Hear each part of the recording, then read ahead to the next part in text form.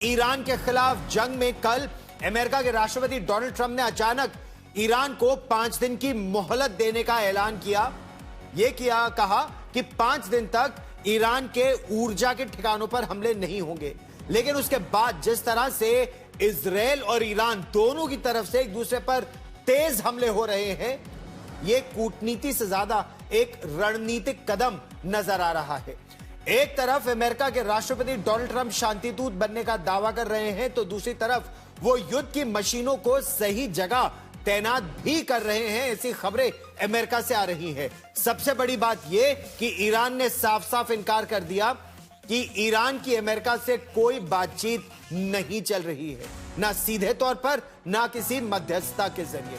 दूसरी तरफ इजराइल लगातार हमले कर रहा है। युद्ध विराम की हवा इजराइल ने निकाल दी है। बाजार ने भले ही ट्रंप के ऐलान से शांति की कुछ उम्मीद लगाई और कच्चा तेल लगभग $100 के आसपास आ गया, कुछ नीचे आ गया, लेकिन अमेरिका खुद भी इजराइल के साथ मिलकर बीती रात से अब तक ईरान पर ताबड़तोड़ बमबारी कर रहा है। वहीं ईरान ने इजराइल से लेकर कुवैत, यूएई, सऊदी अरब और बहरीन की नींद मिसाइल और ड्रोन हमलों से उड़ा दी है। तो बड़े हमले इस समय ईरान की तरफ से भी हो रहे हैं और इजराइल की तरफ से भी हो रहे हैं। अब सवाल यह है कि ऐसे में जंग कैसे रुकेगी और क्यों ईरान को अमेरिका के राष्ट्रपति डोनाल्ड ट्रंप के दावों पर बिल्कुल यकीन नहीं है। दरअसल पिछले 24 घंटों में दुनिया ने राष्ट्रपति डोनाल्ड ट्रंप के 2 अलग अलग रूप देखे। एक वो जो एक ग्रैंड डील की बात कर रहे हैं, दूसरा वो जो ईरान के मुहाने पर लड़ाकू जहाज और हजारों मरीन तैनात कर रहे हैं, धीरे धीरे चुपके चुपके। यानी ट्रंप का दावा यह है कि उनकी ईरान के साथ किसी सम्मानित नेता से बात हुई है, लेकिन वो ये नहीं बता रहे कि वो सम्मानित नेता आखिर है कौन। जबकि ट्रंप खुद ये दावा कर चुके हैं कि ईरान के टॉप रंग, सेकंड रंग और थर्ड रंग के नेताओं को बमबारी में मारा जा चुका है। दूसरी तरफ ईरान ने इस दावे को फेक न्यूज बता दिया है। तेहरान कह रहा है ना कोई बात हुई है, ना कोई डील हो रही है। ट्रंप ने कहा कि अगले 5 दिनों तक अमेरिका ईरान के पावर प्लांट्स पर हमला नहीं करेगा। दूसरी तरफ ईरान ने कहा कि इस्फहान और खुर्रम शहर में एनर्जी से जुड़े उसके ठिकानों पर हमले हुए हैं, क्योंकि इजराइल को हमले की छूट मिली हुई है। जबकि इस जंग की शुरुआत अमेरिका और इजराइल दोनों ने मिलकर की थी।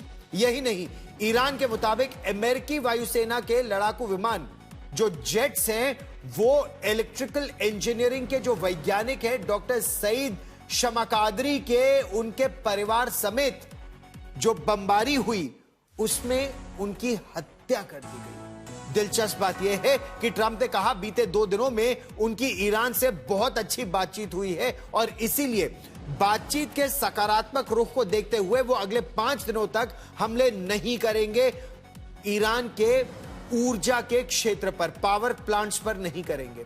सवाल ये, जब बातचीत इतनी अच्छी चल रही थी तो फिर आखिर हमले हो क्यों रहे थे और अब क्यों रोकने की बात की जा रही है, जबकि हकीकत में इस समय जब आप और मैं बातचीत कर रहे हैं, इस समय भी हमले ईरान पर जारी हैं।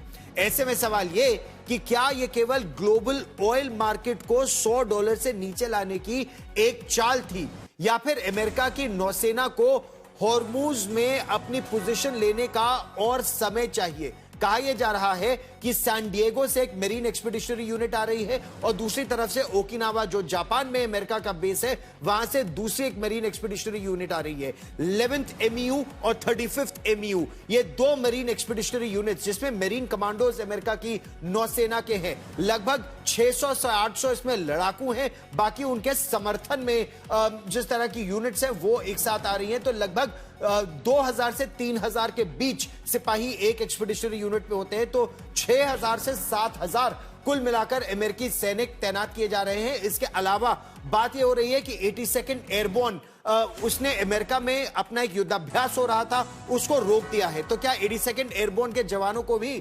पैराड्रॉप किया जाएगा खर्ग आइलैंड पर? इस तरह की कई थ्योरी अभी अमेरिका में चल रही है और इन्हीं सारी वजहों से ईरान को ट्रंप पर इस समय रत्ती भर यकीन नहीं है और ईरान का भी जो पलटवार है वो जारी है।